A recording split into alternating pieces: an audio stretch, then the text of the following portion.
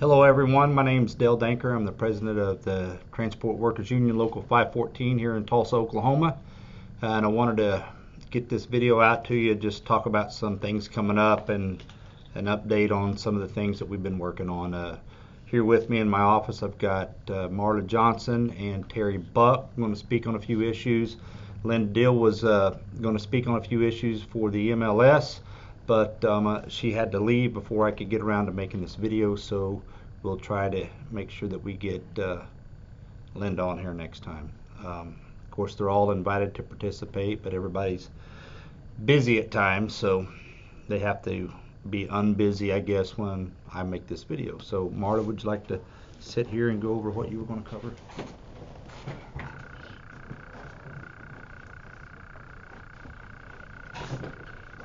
Hello everybody, I'm Marla Johnson, TWE Board Officer.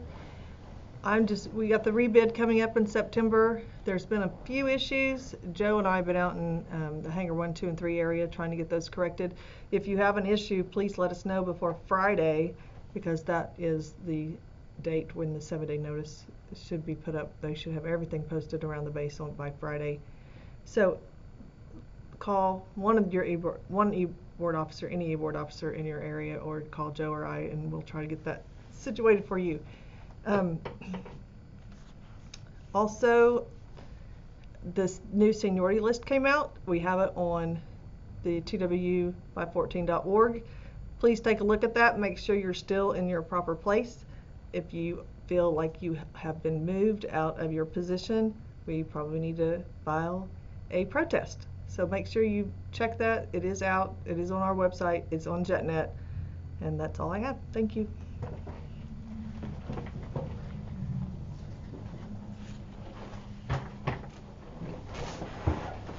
Hello, I'm Terry Buck, Recording Secretary for 514. I've been working on some couple issues. Limited duty, Article 26. I believe that every member should be able to come back with restrictions. I believe there's a job out there for members with restrictions that can do.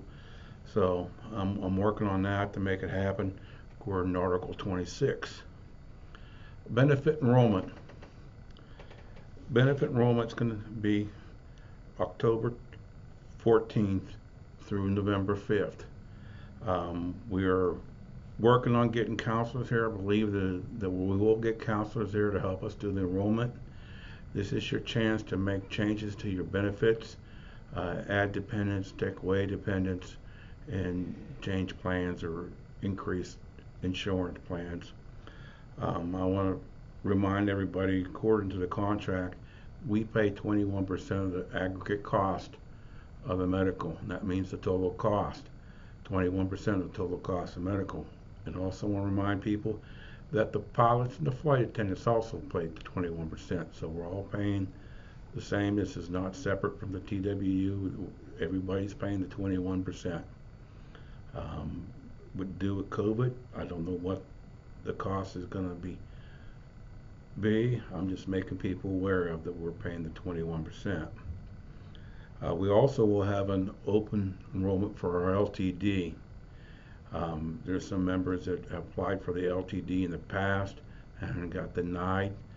This year we'll allow everybody for an open enrollment, no health questionnaire, to apply for LTD. So if you're on the American Airlines plan, which is for some members 2 to 3 times higher than our plan, I make a suggestion you come see us in enrollment.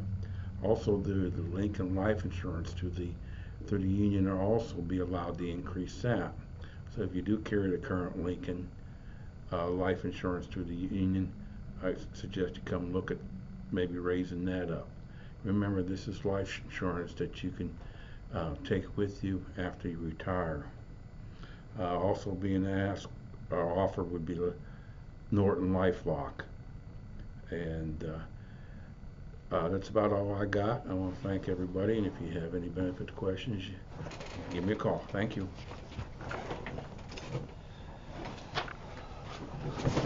All right. Thank you, Terry. Thank you, Marla. So, for me, we had a membership meeting Monday this week. I don't know where we're at on our count of membership. 4,300, somewhere between 4,000 and 4,500. And on a typical membership meeting, we get 100, Terry? Yeah, we had 40, 30, and 30, yeah. Get 100.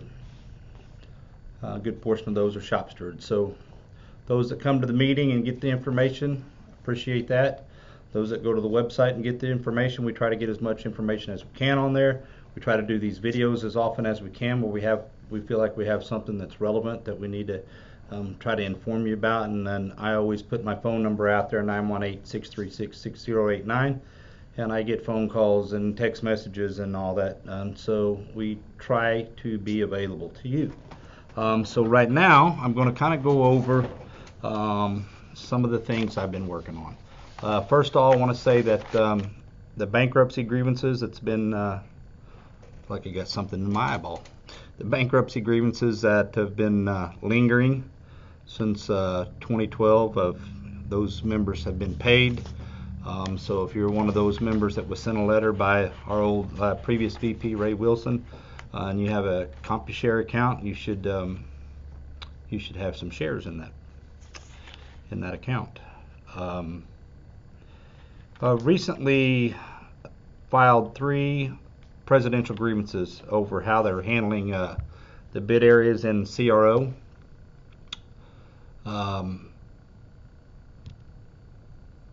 You know, I presented those at the GRB, and once they're presented at the grievance review boards, what that stands for, the company owes us a response in 14 days, and they answered those back that they did not feel like that they violated the contract, and therefore I signed and submitted them back to go to System Board of Arbitration, which at some point in time the 2 guys in the association, Gary Peterson for the TW and Tom Regan for the IAM, I'm told they will sit down and look at this stuff and try to decide if they're going to set that to go forward to arbitration.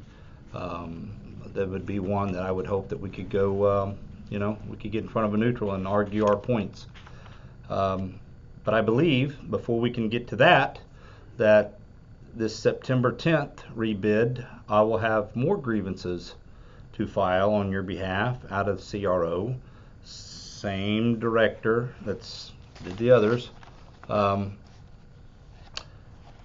They're going to put together an area down in the plating shop, heat treat area, down in that southern end of the turbine building that will have crew chiefs going into the plating shop to crew chief, because the company's trying to get away from paying crew chief known outage overtime. The company's trying to limit the amount of crew chiefs that they need, so they're trying to just straight up go to the 16-to-1 ratio. So what that means is if a crew chief out of the plating shop was gone or on vacation, and they could have a crew chief from one of the other areas that's in the same bid area, if that crew chief in the plating shop was gone and the ratio was going to be under 16 or under, they would just bring a crew chief from outside of the plating shop into the plating shop to crew chief because they're under ratio. So what that means is, in Article 8 in our contract book, we have qualifications. And to be a crew chief in the plating shop, you have had to have a year in that shop to bid the crew chief job. In essence, saying that you have to have some skill and knowledge of those plating processes to go in there and tell people under you on your crew, help them do what they do. So the company apparently doesn't care at the level that the person that made the decision has no regard for the safety and well-being of the people that's in that area, because they're saying that, well, the book doesn't prevent us from doing it, so we're going to do it. So there'll be more presidential grievances. You could say it the other way around. You'll have a plating crew chief have to come out and crew chief another area without an A&P ticket to crew chief out of the plating shop. So there'll be grievances coming both ways on that. I have asked the new VP of the base, was on a call with him, and I asked him to look into that. Why would you agree to put a person that through Article 8 qualifications doesn't qualify to be a crew chief in there, but you want to do an end around by saying we have the right to put these bid areas together and make it one location or several locations in one bid area, and by the crew chief ratio throw crew chiefs in there that have no knowledge. It just seems asinine to me, but that's what we're up against constantly, so we'll fight that battle as well. 3 on my list of things to let you know about. I took a trip out to Vegas on July 26th and 28th for an International Executive Council meeting where I'm an international VP, and we have these meetings 4 times a year. Most of the meeting was we discussed the upcoming convention and the ins and outs of that, and so the delegates that you voted for here at Local 514 will make that trip out there, and they will be out there September, Marla? 12th through the 18th. Unfortunately, for me, the meeting is not somewhere wonderful because I have to be there from September 7th through September 18th. So we'll be in the great state of Nevada for 11 days.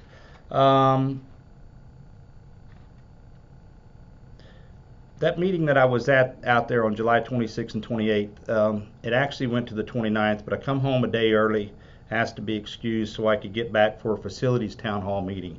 There was a facilities town hall meeting with the managing director for the company of that. He come into town and got up in front of everybody and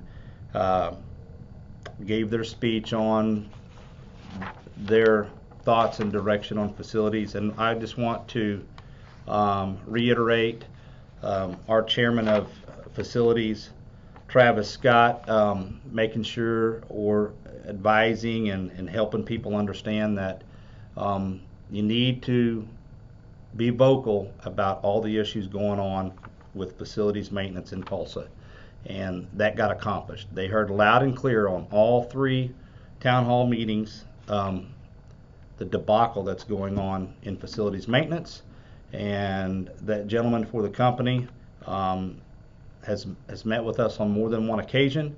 He's listened to anybody that wants to listen to him. He's listened to anybody that wants to talk to him and trying to understand what the issues are, and I appreciate that, and I fully expect that we'll get back to doing the things that you guys in facilities should be doing. You know, you got your certain skills, and you should be in your skill doing the job that you should be doing.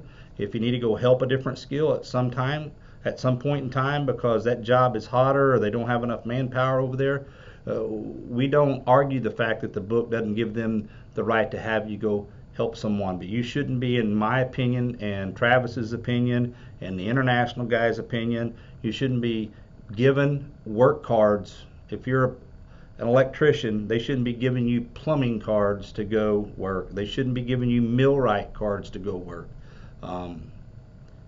We want them to assign the work like the book says.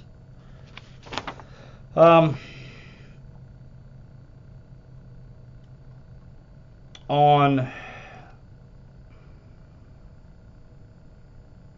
August the 3rd through the 6th, I'm part of an association representative committee, myself and the other TW maintenance presidents, along with the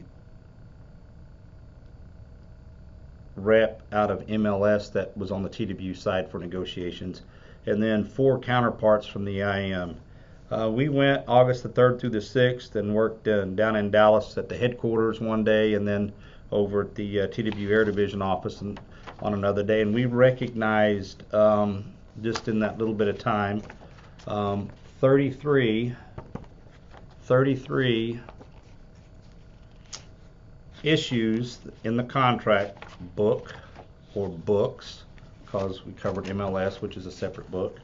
33 issues there that we were going to recognize where we're different on our interpretation of the contract and try to see if we could resolve some of them, because it's generating tons of grievances across the system.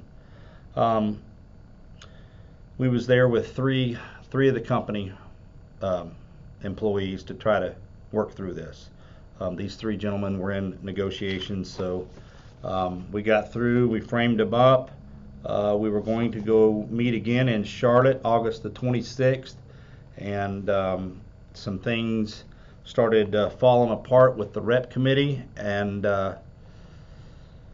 let's say it this way, there's just sometimes our international constitutions and our local bylaws on the TWU side give us the authority to, we're elected to go represent you, and the IM is structured differently, and those two things have been in conflict ever since we went to negotiations. I mean, I remember in 2015 when I sit down at the IM's headquarters or training facility in Hollywood, Maryland. First day they trotted out a guy to tell us about their pension plan, and there was probably 60-70 people in the room, and what do? Mr. Dale Danker from Tulsa opens his mouth and kind of interrupts this guy and asks, what are we here listening to this for?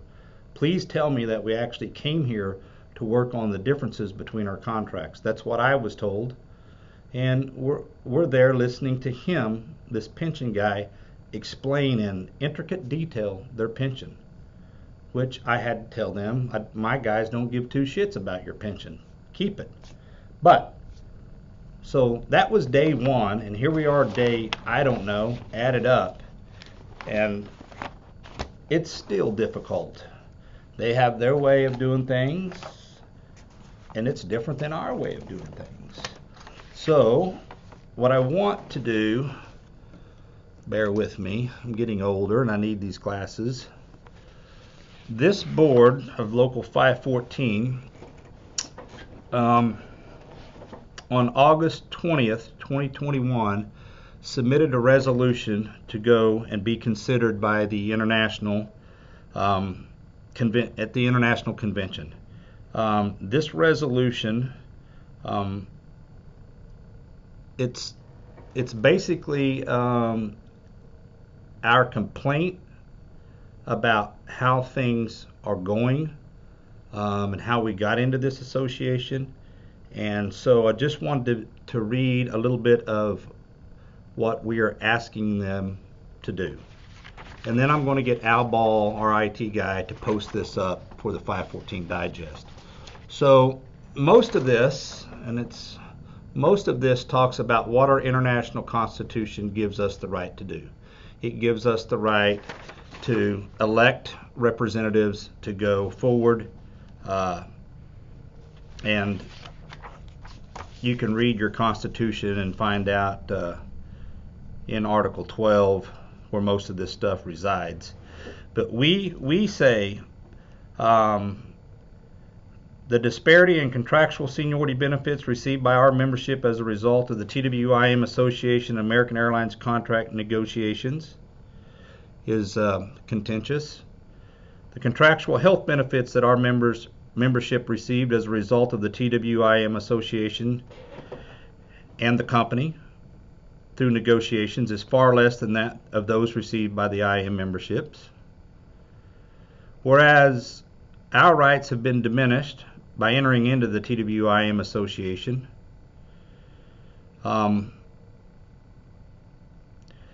we've been harmed by receiving equal voting rights during the contract negotiations, irrespective of the number of members represented by the locals, which allow for specific long-standing and previously negotiated items to be stripped from members at certain locations in this new contract bargaining agreement. I went for 5 years everywhere I was told that negotiations was going to be, but there was a point in time where, even though I hear rumors that I took myself out of negotiations, that's absolutely untrue. The local presidents in the negotiation committee representing members at American were excluded from standard contract negotiations, removing their ability to fully represent their membership, which resulted in negatively impacting the membership. This IAM Association Constitution was never fully discussed with the affected local leadership. of the membership to vet it to its full effects, positive and or negative. So we say in our resolution, we want the international support that prior to filing for application with any government entity or entering into any joint representation with another union or association, a formal internal referendum by the membership who will or may be affected by such filing, all documentation relating to such joint representation be provided to the membership for a period of 90 calendar days or greater to review such documents prior to the referendum. Number 2, we want them to support that the local presidents and or the negotiating committee be allowed to fully participate in any negotiations for contractual or representational rights of the membership. Number 3, we want them to support that the membership receive any and all benefits equal to any other union or association if in a joint representational agreement, as determined by the local presidents and or the negotiating committee.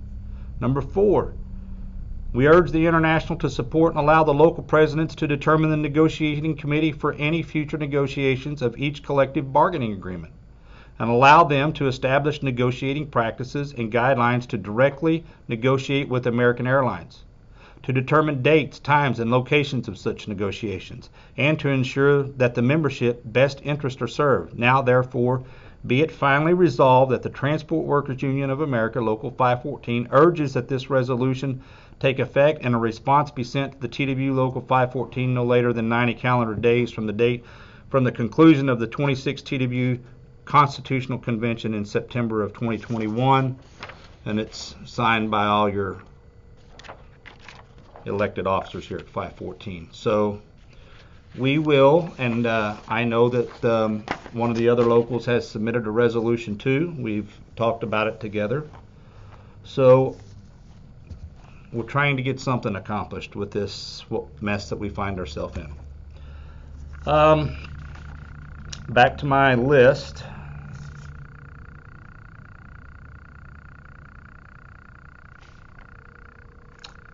So as of right now, until some of these issues that are cropping up from this association rep committee, where it feels like the TWU is given representational rights at a station, and then the TWU bylaws say that that president has a right to put that person designated to make go to meetings and help vet out issues within a city. It seems as if the rep committee wants to have authority over all that all the time, and it's not working out too well. So the list of 33 items that we recognized that we were going to work on, that has been put off. We did not go to Charlotte August the 26th. We did not work on any of those issues, and it doesn't seem like until somebody decides something above my pay grade that they're going to get worked on. So tune in next video. There is a grievance review board that took place today, yesterday, and then again tomorrow. I presented 3 termination cases, and I also presented trying to get aircraft cleaners that the company is saying is not qualified to transfer, upgrade to OSM. I presented that case, made some good arguments on their behalf, and the company has 14 days to respond to that. I want to add that if you're on second shift or third shift, and the company is giving you, sending it to you in an email probably, and telling you that you're going to have to change your shift and here's your 7-day notice, and they're going to pull you off a second shift or third shift in the middle of the week, or not even in the middle of the week, just pull you off your shift, bring you, say you're second shift on Tuesday, bring you in on Wednesday at 6 or 6:30 in the morning, have you go to a 4-hour training class, and then work you on your dock or your shop for 4 hours after that, and then expect you to come right back in, roll back onto your other shift. So if you're a second shift, you have a quick turn. If you're a midnight shifter, it messes up your sleep too. I've got people taking DAT days and everything because they don't want to function on that kind of a quick turn. So I've got it from the MD here in Tulsa that he doesn't think that that's a good practice, and he doesn't believe that they should be doing that. I believe that HR's position is they shouldn't be doing that as well, or maybe that doesn't make sense is more his position. But this contract book right here gives them the ability to open this up for training and see that if you're a second shift or a third shift person, if you're a second shift, they can call you in 4 hours early for that training and pay you time and a half. If you're midnight shift, they can hold you over on the day shift and send you. Or they could get the maintenance training specialists that used to be the tech crew chiefs, who are represented now by the IM here in Tulsa. They could get them to come off their day shift and go to second shift or third shift. So there's ways to keep from messing up your schedule. And if they're doing that to you, please give us a call, because we want to get involved in that and stop that. DAT usage. The company does not have Tulsa yet on a system that they can recognize when you pick your block vacation.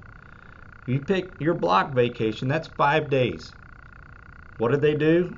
They instead of blocking off 5 days, they blocked off 7 days and said, now we only get 10 people allotted to be off every day. And so if you're a person that works Monday through Friday, they put you Sunday to Saturday and took away the ability for somebody that has to work Saturday or Sunday to take a DAT day on Saturday and Sunday. So now that that's been recognized, we agreed with the company that they go 10% above what the allotment is. That's going to benefit in some areas, and it's not going to be enough in other areas, but we had to get to some compromise to get some relief. So I'm hopeful that more DAT days are being given away, because I believe that once everybody picks their vacation this year, a lot of people aren't going to be sold on these DAT days. They did tell us that starting in January, even though they're going to have to manually audit every shift change, where those little 2 blocks of weekends fall at, they're going to audit that manually and make sure that those DAT days are actually available. Sometime at the start of 2022, hopefully sooner than later, the DAT usage and all that, and your vacation, all that will be electronically, and they'll have a system that it won't be analog type system. It'll be electronic, where it shows where the openings are at. Marla mentioned seniority list. If you have a grievance, if you're a grievant and you're working with a shop steward, or you're a shop steward out there and you're working for someone, please put as many facts as you can uploaded into our grievance database. I sit here and work on these GRB cases, and let me just show you something real quick. Here's the page. That's that's going to the GRB.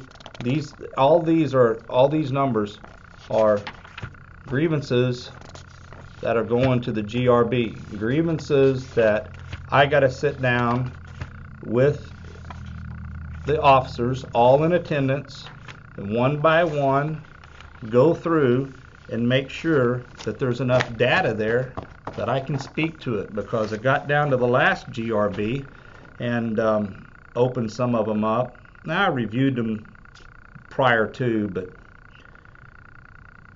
there was nothing that I can do from the time I reviewed them to the time I had to present them. And there's not enough facts in there to win some of these. So, to be made whole, I don't know. I would just want more facts in there on your case. Less does not help us. And then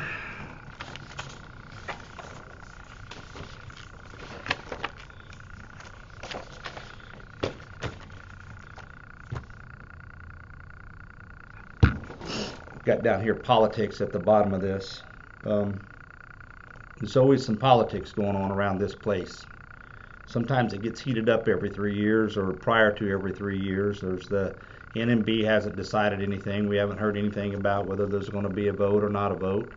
But I do hear nasty rumors, mostly about myself, but I just have to say it's entertaining. But like I said in the past, if you'd like to know something, give me a call or text. I don't do a lot of voicemail checking. That takes too long for me to go back and go through the voicemail and listen to it. If you call me and I don't answer, please shoot me a text and say this is so-and-so, and I plan on trying to get to the floor and walk the floor a little bit more, but most days it's difficult. If I do get to the floor and walk, it seems like I get 20 feet, and I don't get much farther than 20 feet. Then I walk another 30 feet, but I do need to be out there more often, and I'm going to try to make efforts to do that. Marla and Terry still sitting here. Anything you thought of that we need to include? No. Nope. All right. Y'all have a good day. Thanks for listening. Sorry it took so long.